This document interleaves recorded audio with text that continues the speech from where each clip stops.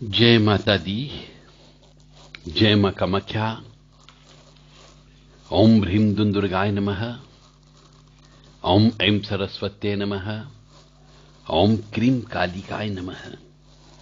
महाकाली, महालक्ष्मी, महासरस्वती त्रिगुणात्मिका शक्ति का संगम होता है नवरात्रि।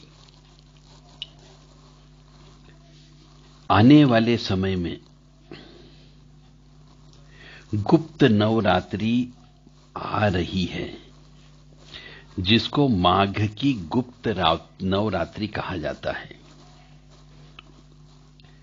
2 फरवरी से यह प्रारंभ होगी और 9 तारीख को अष्टमी नवमी का मिलन होगा, तब यह गुप्त नवरात्रि समाप्त हो जाती है।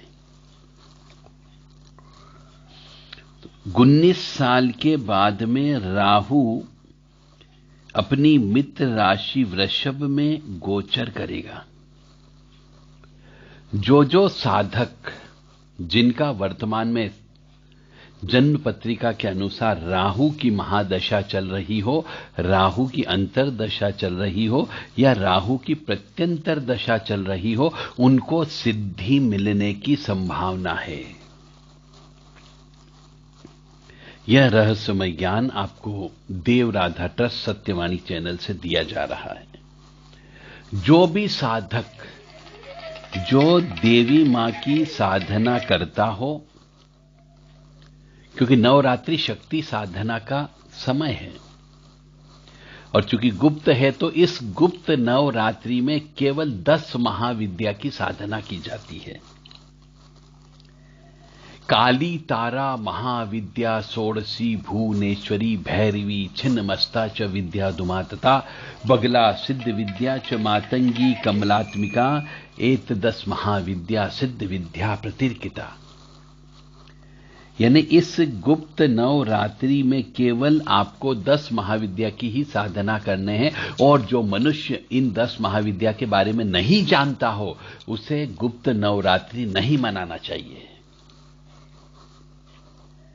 तो गुप्त नवरात्रि में काली मां की उपासना करें, तारा मां की उपासना करें, षोडशी देवी की उपासना करें, भुवनेश्वरी देवी की उपासना करें, पाताल भैरवी, काल भैरवी, इनकी उपासना करें, छिन्नमस्ता मां की उपासना करें, धुमावती मां की उपासना करें, बगलामुखी मां की उपासना करें, पीतांबरा मां की उपासना करें, कमलामुखी की उपासना कर सकते हैं आप। कमला यानी कि महालक्ष्मी स्वरूप मां जो कमलात्मिका है, उनकी उपासना कर सकते हैं। मातंगी देवी की उपासना करते हैं, जो सरस्वती का ही काम करती है। परंतु ये 10 महाविद्या काली का ही स्वरूप है, इनको काली रूप में ही पूजा जाता है। कमलात्मिका देवी है और लक्ष्मी देवी अलग है। इसी प्रकार से मातंगी देवी अलग है और महासरस्वती देवी अलग है। कमलात्मिका देवी का ध्यान, न्यास, पूजा सब अलग है। इसी प्रकार से महालक्ष्मी का भी ध्यान, न्यास, पूजा अलग है। तो गुप्त नवरात्रि वही मनुष्य मनाए जो साधक हो। अन्य मनुष्यों को गुप्त नवरात्रि नहीं मनाना है। और जो साधक हैं, उन्हें गुरु मंत्र लेकर के ही गुप्त नवरात्रि मनाना चाहिए, या फिर गुरु के सानिध्य में रह करके गुप्त नवरात्रि मनाना चाहिए, या गुरु के साथ में रह करके गुप्त नवरात्रि मनाना चाहिए। और चूंकि गुप्त नवरात्रि है, यानी कि हम क्या कर रहे हैं, कौन सी साधना करेंगे, सिर्फ आपको और गुरु भाई को जो साथ में हो और गुरु को, बस इनको ज्ञात होना चाहिए कि आप क्या कर रहे हो। इसलिए इसको गुप्त बोला गया है। गुप्त नवरात्रि में रात को ही आपको जप करना है, तप करना है। सूर्यास्त होने के बाद ही आपका कार्यक्रम प्रारंभ होता है। रात को जगना चाहिए, मां भगवती का ध्यान करना चाहिए, क्योंकि इस गुप्त नवरात्रि में ही विचरण इन शक्तियों का ज्यादा होता है। और चूंकि इस बार गुप्त नवरात्रि में राहु जो है, जो अदृश्य शक्तियों का ग्रुप माना जाता है, वह मित्र राशि यानी वृषभ में आएगा, तो यह साधना को सिद्धि दिलाने में बहुत मदद करेगा। यानी जो मनुष्य कई वर्षों से साधना कर रहा है, उसकी साधना सफल नहीं हो रही हो, तो वह इस गुप्त नवरात्रि में विशेष तौर से गुरु के साथ में रहकर के, यदि गुरु गुप्त नवरात्रि मना रहे हो यानी 10 महाविद्या के साधक हो, तो उनके सानिध्य में रहकर के ही गुप्त नवरात्रि मनाएं और गुरु महाराज को प्रसन्न करें और गुरु महाराज के माध्यम से 10 महाविद्या की शक्तियों को प्रसन्न करने का प्रयास करें। क्योंकि यह ऐसा संयोग 19 साल के बाद में यह संयोग आ रहा है कि गुप्त नवरात्रि में राहु वृषभ राशि में यानी मित्र राशि में बैठेगा। यह साधना के लिए सर्वश्रेष्ठ मुहूर्त है। तो माघ की नवरात्रि गुप्त नवरात्रि कहलाती है और यह तंत्र साधना के लिए सबसे श्रेष्ठ मानी जाती है।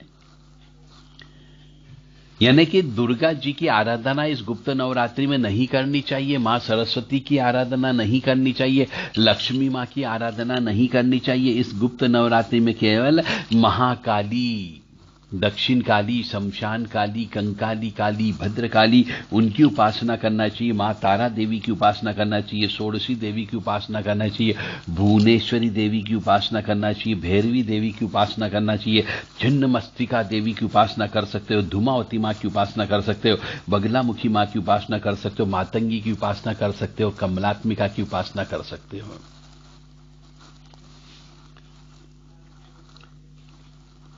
और इन विद्याओं का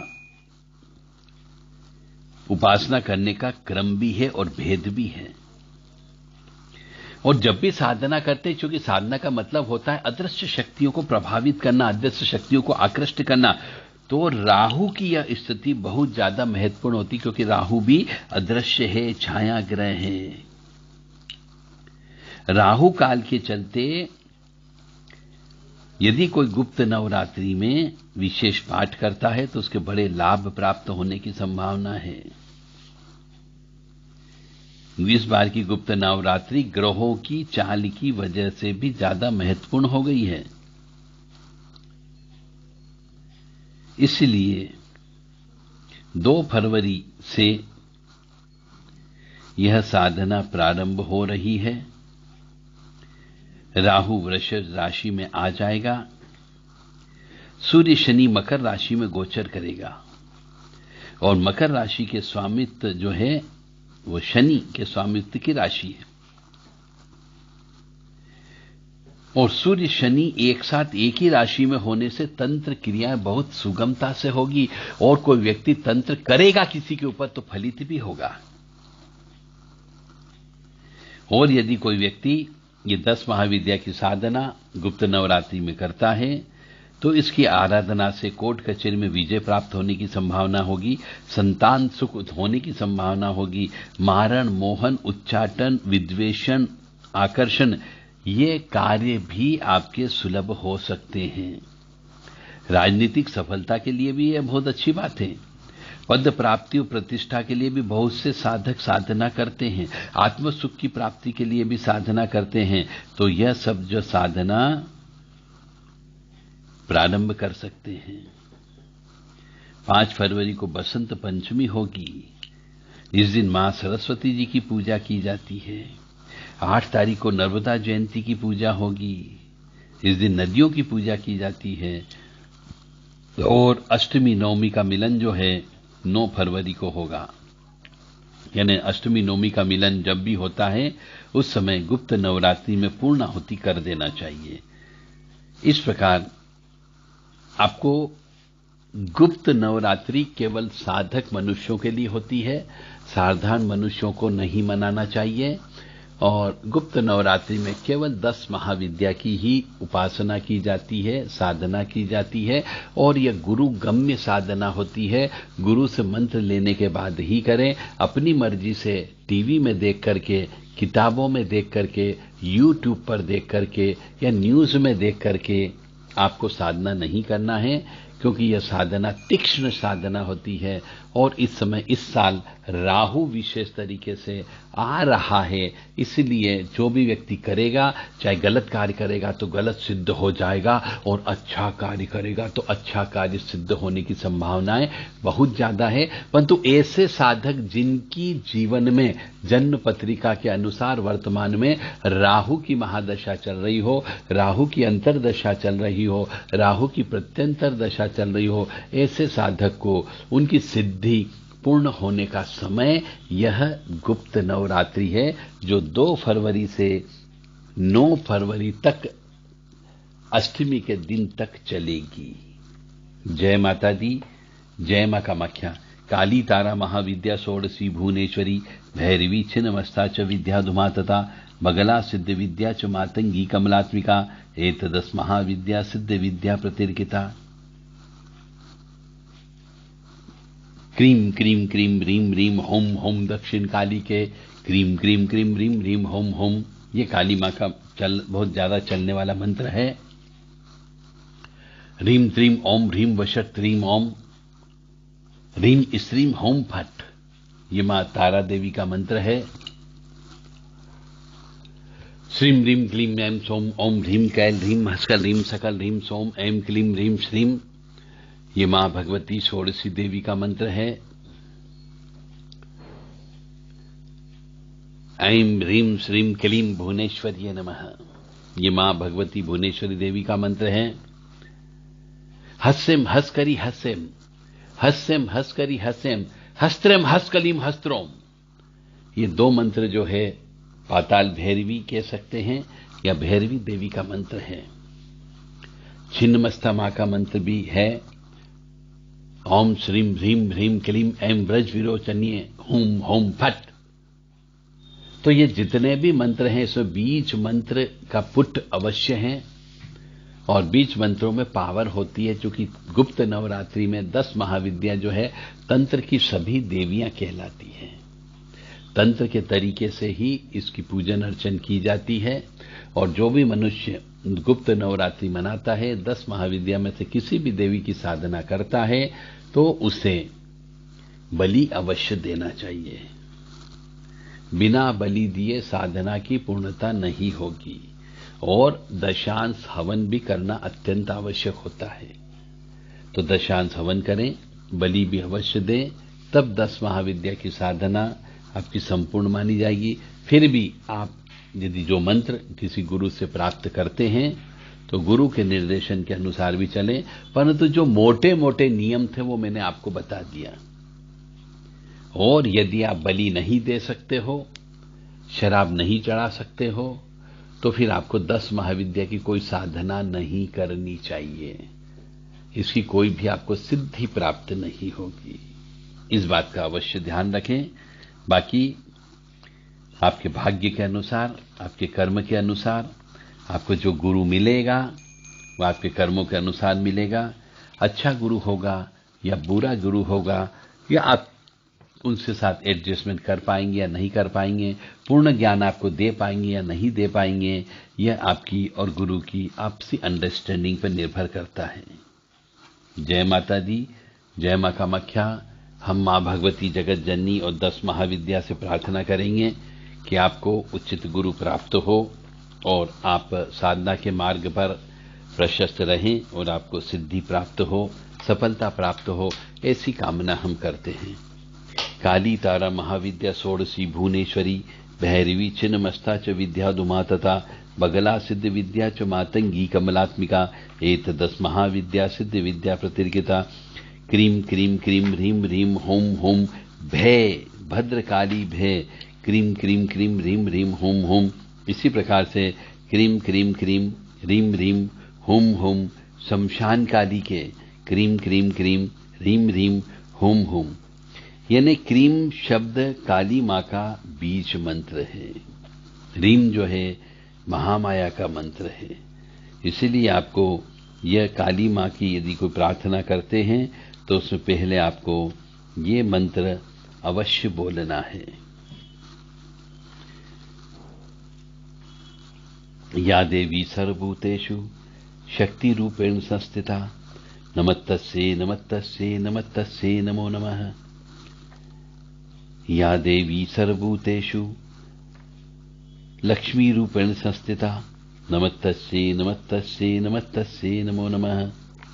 या देवी सर्वभूतेषु दया रूपेण संस्थिता नमस्तस्यै नमस्तस्यै नमस्तस्यै नमो नमः। और जब भी गुप्त नवरात्रि में आप कोई भी अनुष्ठान करते हैं 10 महाविद्या की किसी भी देवी का, तो आपको चंडी स्तोत्र का पाठ अवश्य करना चाहिए, क्योंकि चंडी स्तोत्र